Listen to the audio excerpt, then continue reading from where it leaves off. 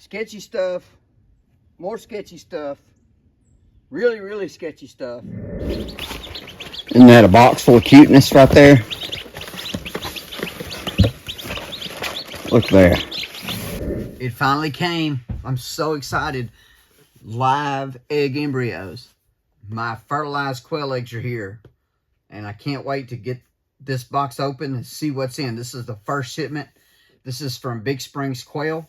I'm so excited to see what's in here. I'm not exactly sure. I know I think I ordered, I can't remember exactly how many I ordered, but I know he said he had a surprise for me in here and some extras. So I'm so excited to open this up and to see what's in it.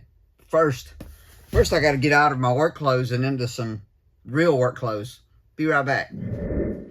There, that's better. Looks like we got some extra packing material.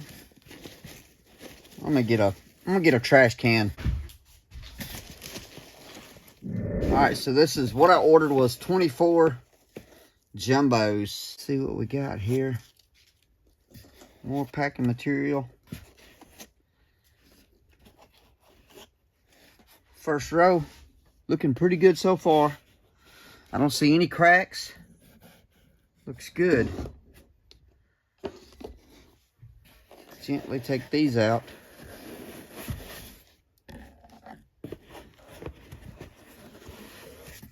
Oh wow.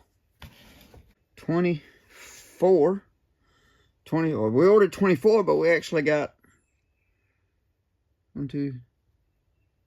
26. So hey, but these look really good. I don't see any that are broken. Shipped really well. I mean, you can tell these guys know what they're doing. They're shipped really, really well. I'm going to get these guys inside. I wanted to bring them out here. Better lighting out here so you can see. But, awesome. Awesome. So I'm going to get these back inside. Get them set aside to get ready to incubate. I got a couple other things that I need to get done today. The first thing I need to do, I'm going to take these back inside because I don't want to leave them out here very long. Take them inside, set them aside for a day or so before we get ready to incubate them. But in the meantime, we have 8 baby chicks that hatched out over the weekend that we need to get in the incubator. We are still, this has been I don't know what the problem is. We have 2 separate incubators. But we have not been having the greatest hatch rates on our incubators this year. And I'm kind of concerned about that going into these quail. I'm hoping that we have a good yield on these quail. I'm not sure what's going on. I still kind of think that maybe it's got to do with our hens being really young, but I don't know. But if you got some, some suggestions of what you think is going on, why our hatch rates are so low, I'd love to hear it. We did candle the eggs. We had all but 2 had developing embryos. But I believe we had somewhere close to 18 to 20 eggs, and we've only had 8 so far to hatch out. Now, today is day 21, I believe.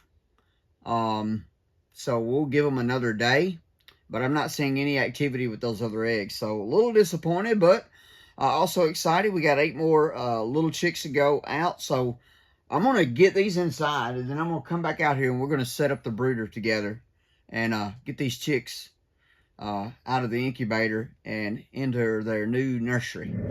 So I was putting the eggs back inside and coming back out, and I noticed that Coco got out. Coco was outside. I don't know if you saw that, my gimbal. Oh my goodness. She has made a huge hole. She's made a huge hole in this fence. I've got to fix that.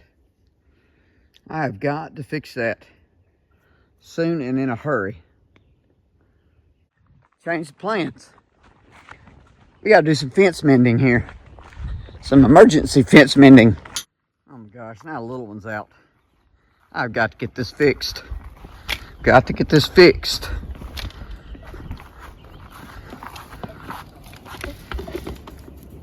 Just never know what you're going to have to deal with when you come home, when you have animals.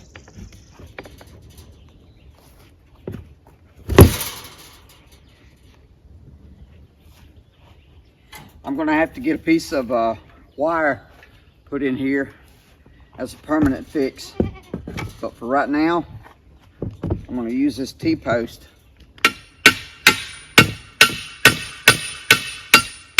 When you come home and you got to deal with a problem like this, this ought to close up this. So this is a temporary fix here until I can get some more wire spliced in here. Something no wannabe self-respecting farmer should ever be without is some baling wire. So our goats are very well fed. They got a lot of nice grass in here. But the old saying goes, the grass is always greener on the other side. There's honeysuckle growing out here on the edge of this fence row. Goats love honeysuckle. And so they wanted some honeysuckle and they found a way to get the honeysuckle.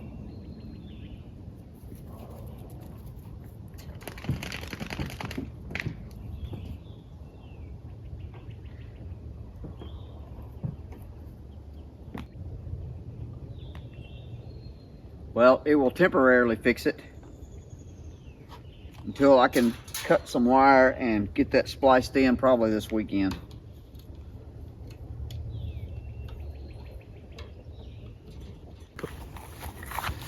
So this is honeysuckle,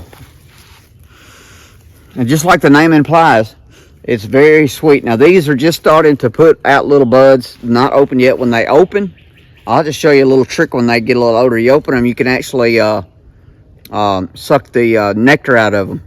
But the goats, they love this stuff. Watch this. They know exactly what this is. They love it. Even a little one here. Even a little one. They love honeysuckle. It's like candy for a goat. They just love it. Coco, that what you're trying to get, Coco? Here, Daisy. Come on, Daisy. No, this is Daisy's. Daisy. Not Coco's. Daisy. You already had your fill. You snuck out. Here, Daisy. Yeah, you already snuck out. Tell them, little one. Tell them, Buttercup. Mama, you already snuck out. This ain't Daisy's. Come on, Daisy. Come on, Daisy.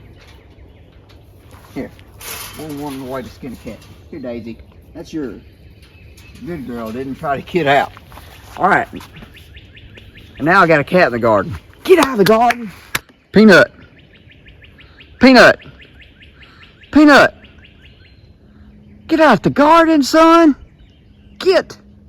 Get.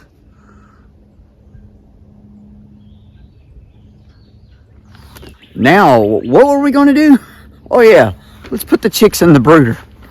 What a day. We're keeping the brooder stored under here. This is my 3-tiered quail cage that I just got through building. Got a video coming up on it. But down here, we've got the old brooder. Just the old, and Mr. Wasp. I'm sorry. I don't know how you got in here, but we fixing to evict you, buddy. And we need a drinker and a feeder. And a little carrying box. Let's set this up somewhere where you guys can see. So I'm working on being a little more organized in my shop. I reorganized my toolbox, reorganized this shelf, most of it. Still got a little more work to do. I think I'm going to set up the brooder right here. Just need to move this stuff. Let me get something to sit down underneath it. Alrighty.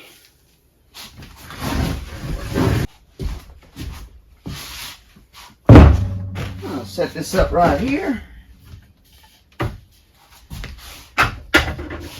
Take our brooder heater out. And I think we got just enough wood chips cover the bottom.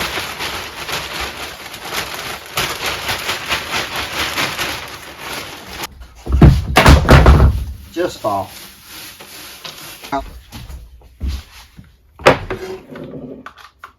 So it is warming up in our neck of the woods. In my shed here, it's about 80 degrees plus right now. And you may wonder, why are you suffering when you have an air conditioner over there and a big fan over there? Well, because hey, if I turned that noisy air conditioner on, you're not going to be able to hear a thing. Or even the fan, that fan going, you still won't be able to hear a thing. So I'm doing it for you guys. This is our Producer's Pride Brooder heater. It can also be used as a coop heater. You can set it up many different ways. You can set it up flat like this, and the chicks can crawl under it. You can set it up on its side, and they can come against it. But we're going to set it down right over here, just like that. First of all, we're going to fill up this feeder with chick starter. All right, we have feeder there, and I'm going to step outside and get some water to fill this up with. Be right back. All right, so I got water. I only managed to lose about 1/4 of it between here and there. All right, so we got our bedding, we got our heater that we need to turn on.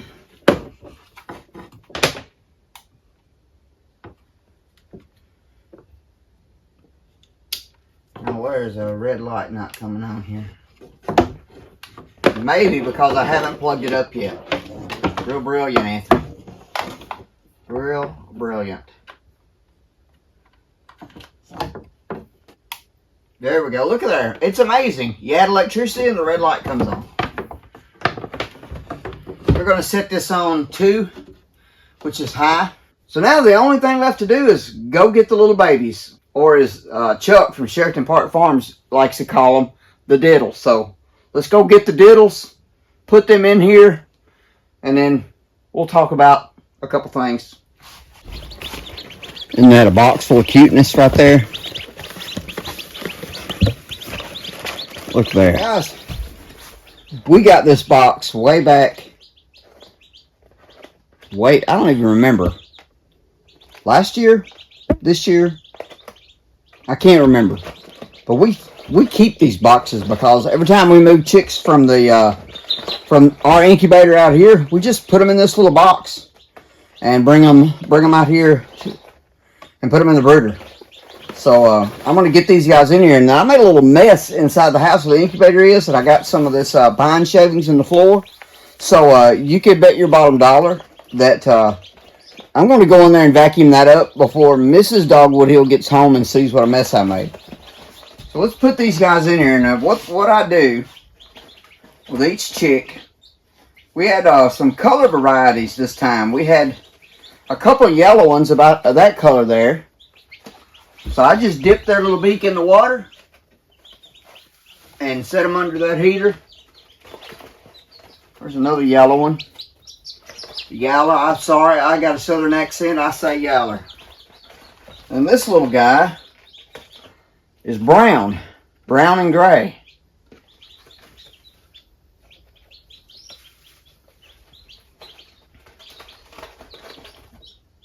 And the rest of them are kind of like this little guy. This guy, some of them have feathers on their feet. That little black and yellow fella, or fellette.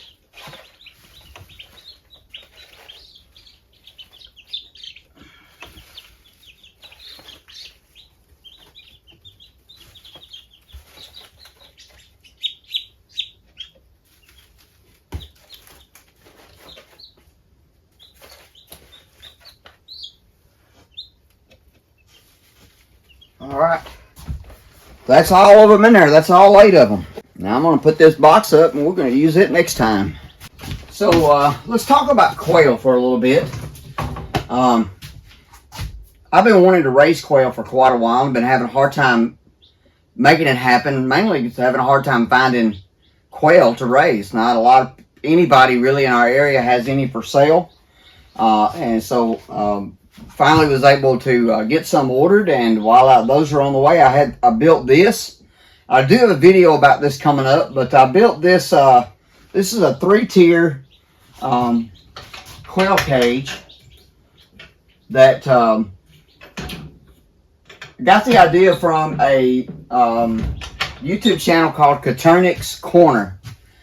He does a step-by-step build through these. It's very simple to build, guys. If I can build it, you can build it. Let's talk a little bit about the quail that we got, that we're getting in, and we still have another batch of quail that is coming. What we have is jumbo Coternic's. That is kind of in doing my research, that is what I came across, because they seem to be a dual purpose animal. We want them both for meat and for eggs. And so we got jumbo Coternic's. We have, this is the first batch from Big Springs Quail, and I'm very pleased that all seem to be in good shape. And then I have another larger batch coming from another farm, and we'll talk about them when they come in. They should be in here soon. That's what we got. Jumbo Coternic's. I'm excited. I'm downright giddy. But I'm going to tell you what, guys. It's warm in the shop. Without this air on, it's warm. There's one other thing that I've got to get done today. My old Yanmar tractor has sprung a leak. She's got a low tire, and so we're going to snatch one of those front tires off, and we're going to get that thing ready to be repaired. And we're going to have a tube put into that tire. So stay tuned. Let's do some wrenching on the old Yanmar. So I just spent about 30 minutes chit-chatting with you guys, I thought. Taking the tire off. Didn't realize I didn't record any of it. So I guess I'll just give you a play-by-play of how it went. Sketchy stuff, more sketchy stuff, really, really sketchy stuff. Grunt, grunt, go to the toolbox, come back, grunt, go to the toolbox, come back, grunt, holler, fuss, couple of eco ooga-doogas, and the tire came off. Bearing is in good shape. Put the bolts back in there so I don't lose them, because I know me. And the tire's going to a tire shop that's about 2 miles down the road. I'm not going to change the tube myself, because if I take it to my tire guy down the road, it'll take him a few minutes, and it'll cost me about 15 bucks, 20 bucks, because I've already bought the tube. And I'll drop it off in the morning, and more likely he'll have it ready by that afternoon or the next morning. So it's just not worth it. Because if I was to do it, it would probably take me a few days of consternation and fussing and hollering and trips to the toolbox. And at the end of it, I would still end up taking it to him and letting him fix it. So the little girl's on 3 legs right now. Now, I need to get some more wood, chalk this up just in case, because you just never know. Because like today we had a goat escape, so just in case Coco wants to come and take a joyride on my tractor tomorrow, I'm going to make sure I have all this chalked up.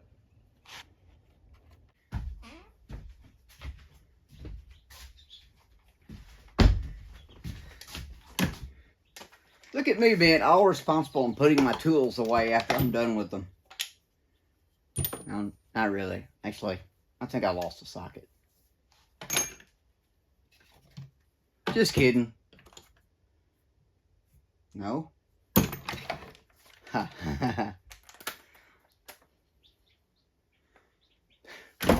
Just kidding.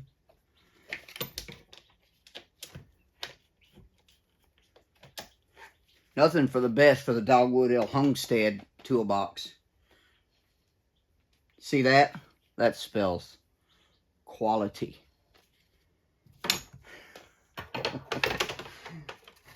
I buy cheap tools because I lose them. Because I'm not responsible.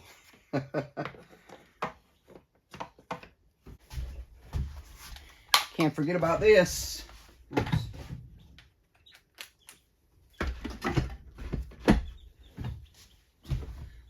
Back on the charger. It has been a busy Monday afternoon. Mrs. Dogwood Hill is out buying groceries. Normally we buy groceries together, but since the eggs came in, she knew I was excited to see them. She dropped me off at home and went to buy groceries. Thank you so much, guys, for watching this video. I do want to say a big thank you to Mason from Big Springs Quail. I think I'm saying that name right. He was very helpful. I'm pleased as punch the way that they ship. Everything is great. I used to run an e-commerce business and do a lot of shipping and had a lot of things shipped to me over the years, and I recognize quality shipping when I see it, and it's definitely quality shipping. So big thanks to Big Springs Quail. Guys, thank you for watching this video. As you can see, I'm sweating. So I'm going to go in the house and clean up my little mess that I made before Mrs. Dogwood Hill gets home and sees it. And have something cold to drink. I hope this inspires you to get outside and grow something, or get outside and raise something for yourself. Guys, have a great day. I'll see you on the next one. Lord willing, the creek don't rise.